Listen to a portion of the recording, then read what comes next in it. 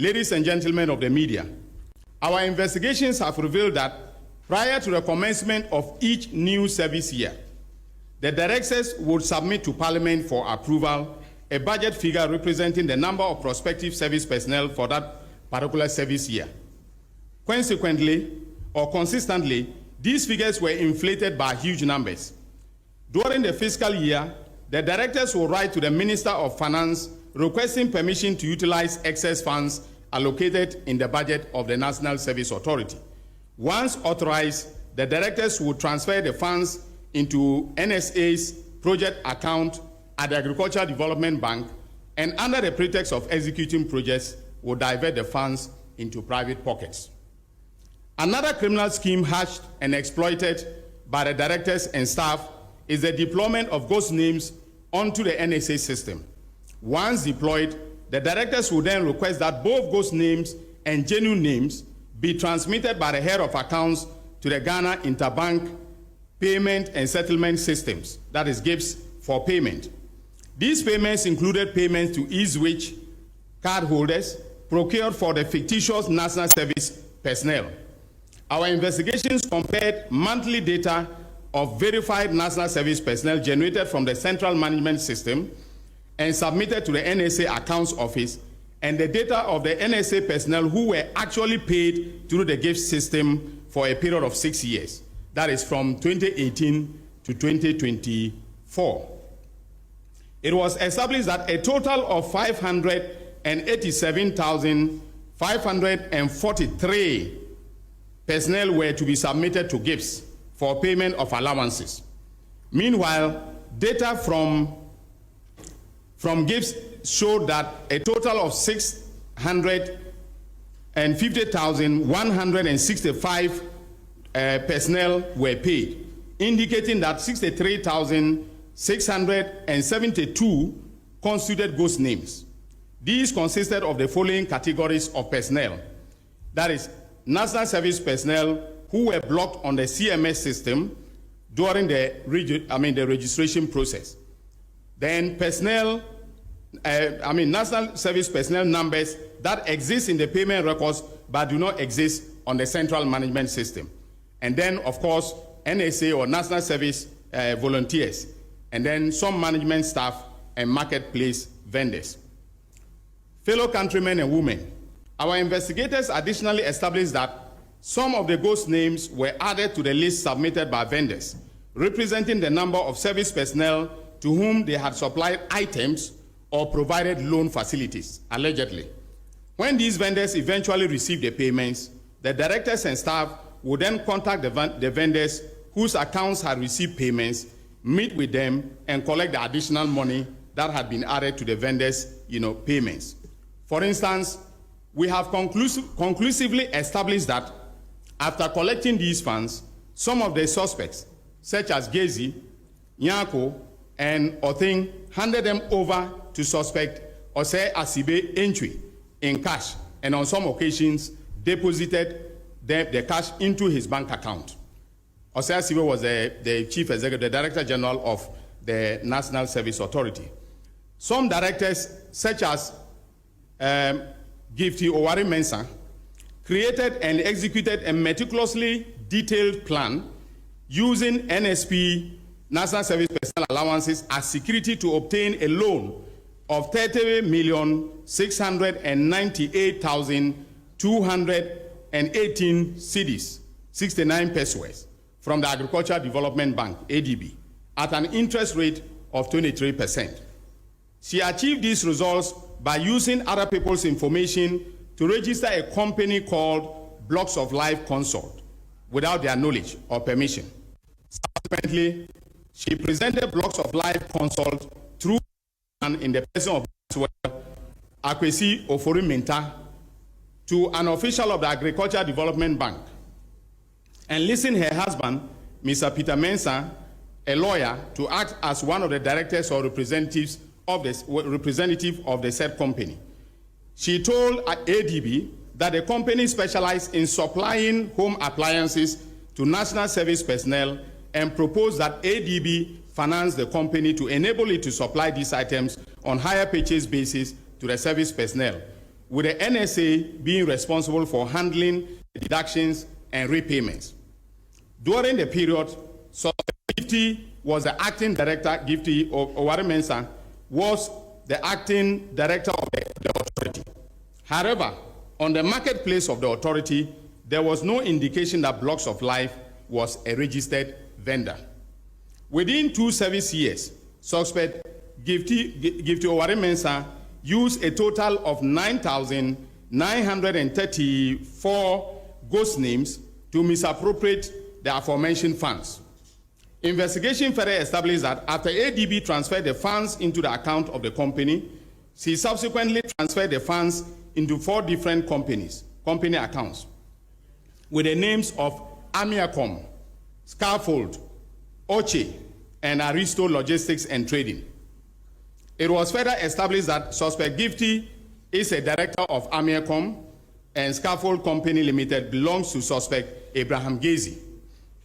That between 3rd March 2023 and 24th May 2024, Suspect Gifty transferred 22,925,518 Ghana cedis and 69 pesos to Amiacom, 1 million Ghana cedis to Scaffold, 1,572,000 Ghana cedis to Oche, and 5,200,000 Ghana cedis to Aristo Logistics and Training.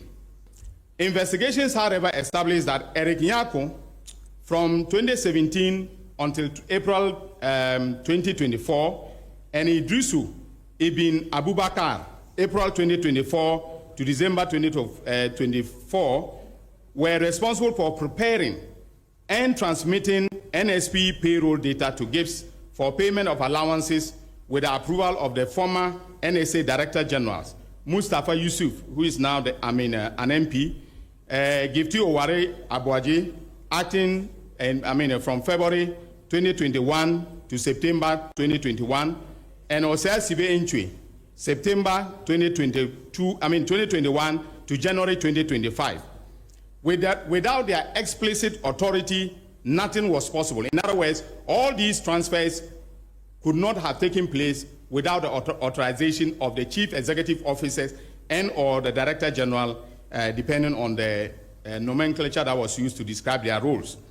In the 2022-2023 service year, a total of 8,256,000 Ghana cedis was deposited into an eSwitch account numbered 1177042059, which is registered in the name of Suspect Osei Asibe. Investigations showed that he personally received these funds. During a search at his residence, the aforementioned eSwitch card was found, and we intend to tender it in evidence during the course of the trial.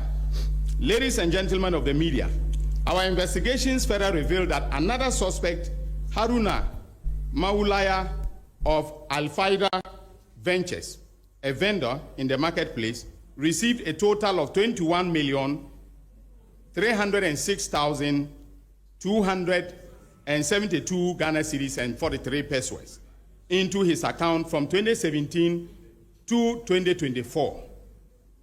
Suspect Rose Hamilton of Marine Ventures received a total of 50,750,923 Ghana cedis, 15 pesos into her account from 2017 to 2024.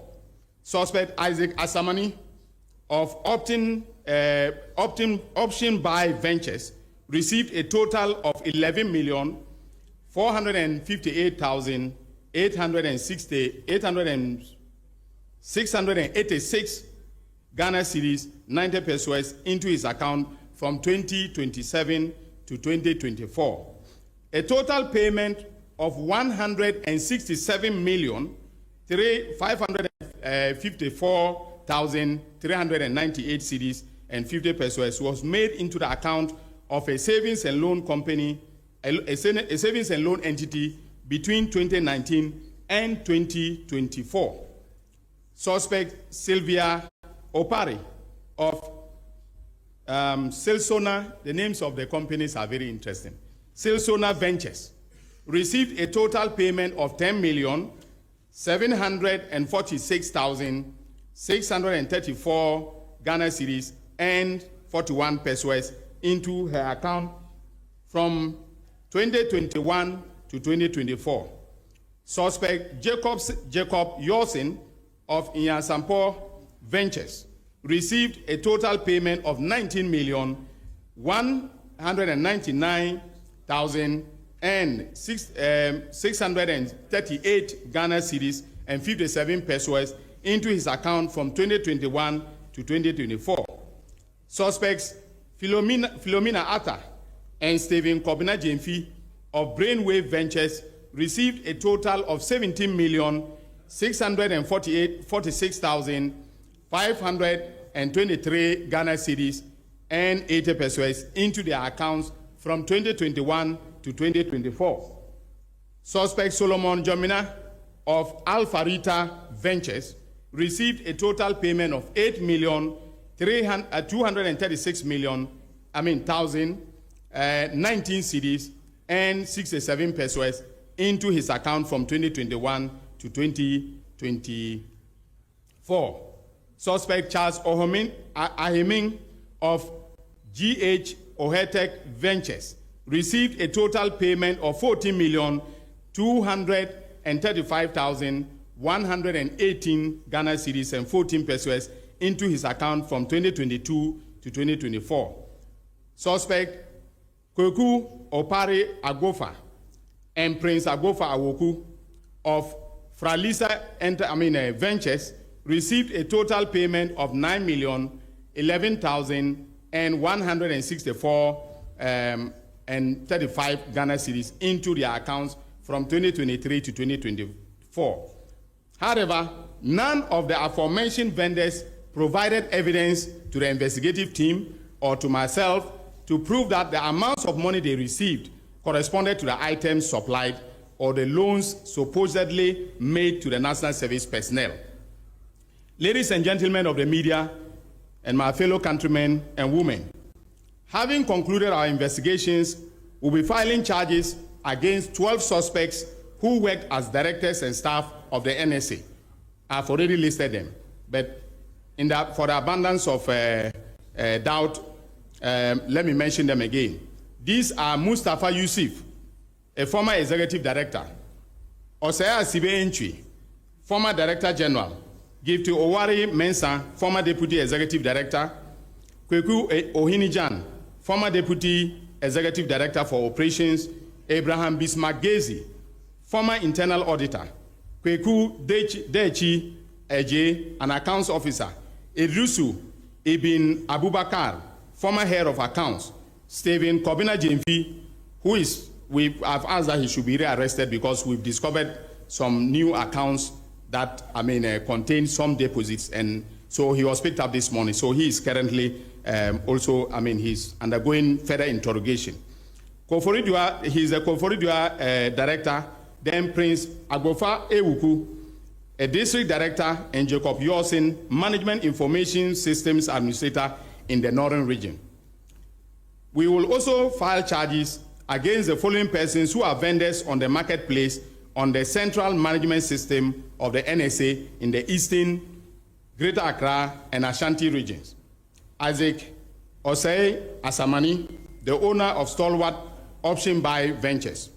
Charles Ohomening, the owner of GH Ohek Ventures. Philomena Arthur, the owner of Brainwave Ventures. Rose Hamilton, the owner of Marine Ventures. Kweku Opare Agofa, the owner of Franlisa Ventures. Solomon Jamina, the owner of Afarita Ventures.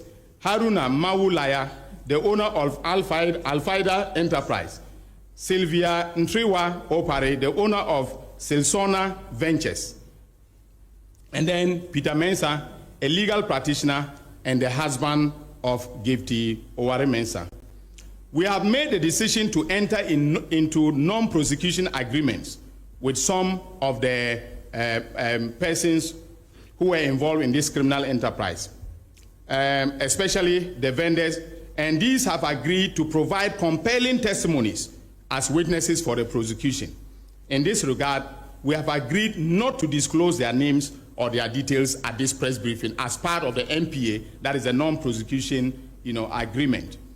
Because this is going to inure to the efficiency of the prosecutions that will be mounted. And in every prosecutorial decision making, we have the discretion to take decisions that will inure to the benefit of the Republic.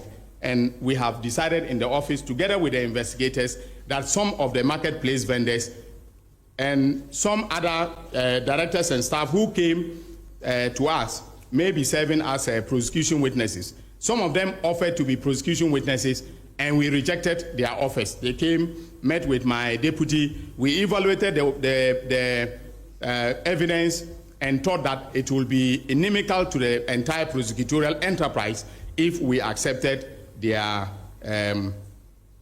offers to serve as prosecution witness. So given the numbers that we're offering to serve as witnesses, it can tell you where we are headed with this investigation.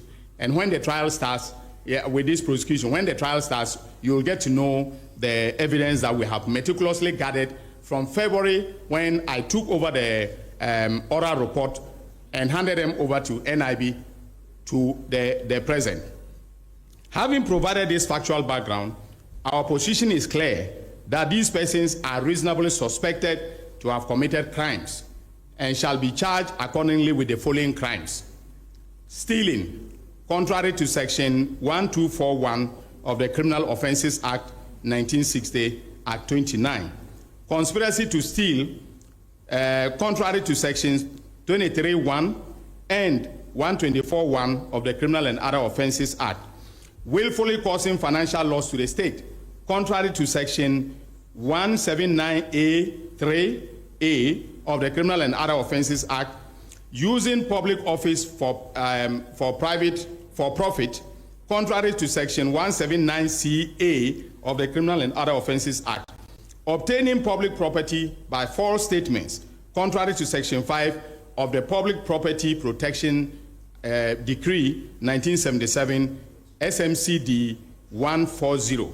Money laundering, contrary to Section 1, subsection 2C of the Anti-Money Laundering Act 2020, Act 1044, and conspiracy to commit money laundering, contrary to Section 3 of the Anti-Money Laundering Act 2020, Act 1020. In conclusion, ladies and gentlemen, as part of the oral agenda, I have ordered that a comprehensive investigation of the assets of these persons be conducted. That investigation is ongoing, and we shall be pursuing the suspect to retrieve funds attributable to them and assets they have acquired using those funds.